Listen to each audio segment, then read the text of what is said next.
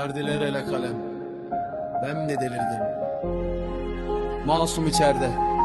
Celladı saldılar. Acıyı yaşayan, yandı yaşatanı saldılar. Umut fakirin ekmeğiydi.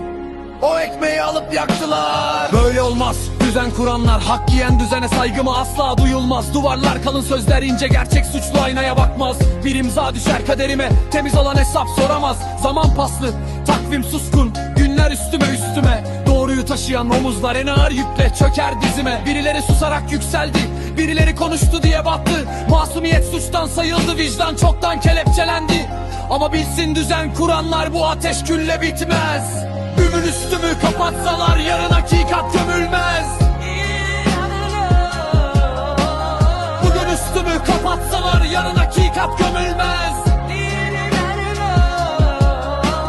Bugün üstümü kapatsalar yarın hakikat gömülmez. Bugün üstümü kapatsalar yarın hakikat gömülmez.